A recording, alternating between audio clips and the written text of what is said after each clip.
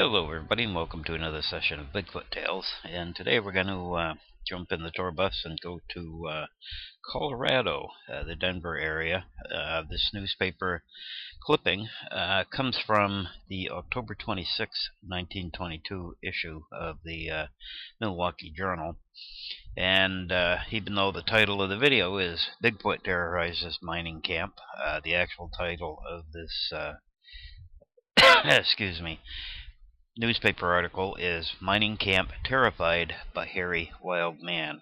And of course, as those of you that have been following know full well, I've been kind of tracking the history of the Wild Man of the Woods and his connection to what we call Bigfoot today. I firmly believe that there is a serious and long-standing connection between the two.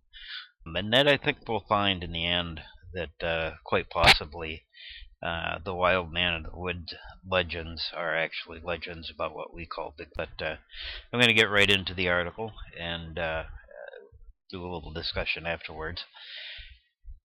Again, it's titled Mining Camp Terrified by Hairy Wild.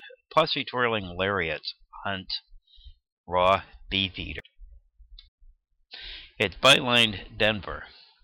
A wild man, apparently half man and half beast, who leaps on all fours across the sagebrush and cactus and subsides on the uncooked flesh of animal and birds in the wilds of the desert, has bewildered and terrorized scores of residents in the vicinity of Naturita, Colorado, and the Denver hip pocket region.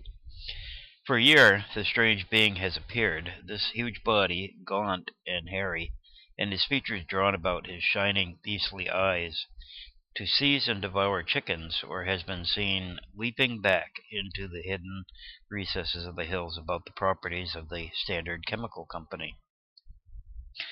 Time after time, employees of the company, which produces radium and vanadium in that section of Colorado, have seen the wild man when he came out of hiding in search of food.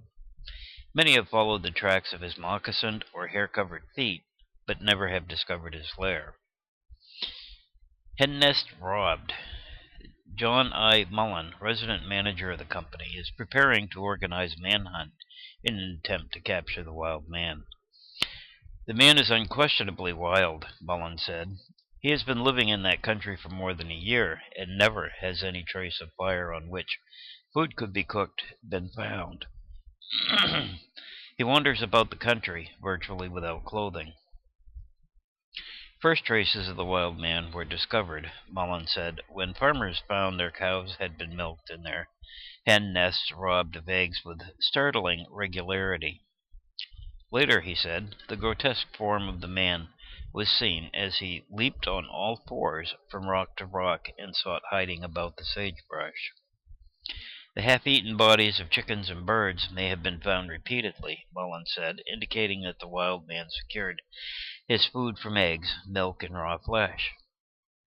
The man, if he is a man, has developed into a remarkable marksman with rocks, Mullen said. On one occasion, a rock struck a barn while a man was milking his cows, while a second rock killed a chicken. The farmer saw the wild man leaping on hands and feet as he seized the dead chicken and fled to his hiding. Plus, he will carry lariat. Mullen stated that he, personally, has seen the wild man twice. In neither instance was he able to secure a good glimpse of the features. Small boys of the district have repeatedly told of their fright when they have seen the ape-man leaping on all fours to seek cover. We found so many chickens lying dead for a time that we asked for an inspection, Mullen said. Later it was determined that their destruction was the work of the wild man, who failed to realize the amount of food he needed. Mullen will head an expedition to search out and capture the creature. Armed men, who also will carry nets and lariats, will attempt to bring the man back to civilization. Women are in danger. The man continually finds shelter and hiding in the country around what is known as the Devil's Hit Basket Pocket and through Disappointment Valley, sections which were widely known 2 years ago by a series of mysterious murders. Theories regarding the men's identity and mental state are safe among persons living in that section. Some believe this man has become relegated mentally and physically to the caveman period through his wild life in the open. Other believes that a maniac is at large and that the lives of women and children are in constant peril. And that's the end of the article. Just got a couple of points here to question as a similarity to what we call a Bigfoot today, and in questioning whether this might not be the same creature that we're talking about here.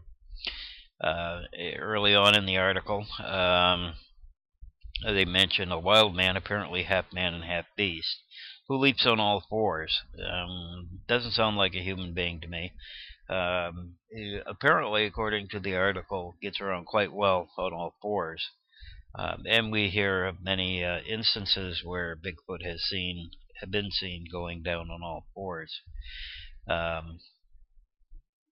We also see that he is virtually naked, which means that he has no clothes.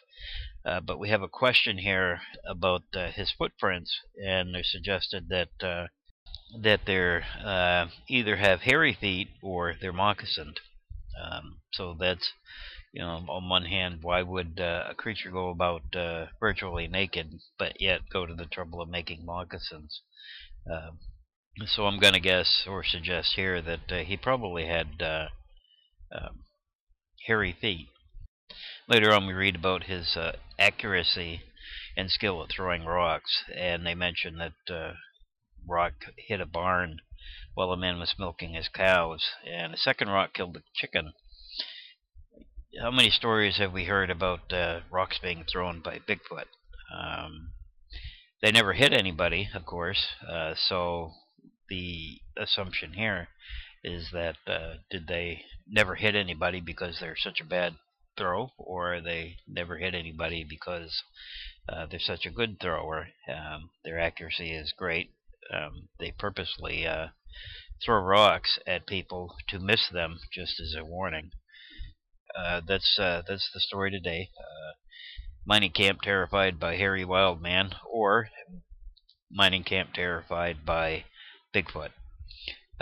Which is it? One or the other. I want to take a moment again to suggest that you take a visit to your local historical society and look through some of the older newspapers and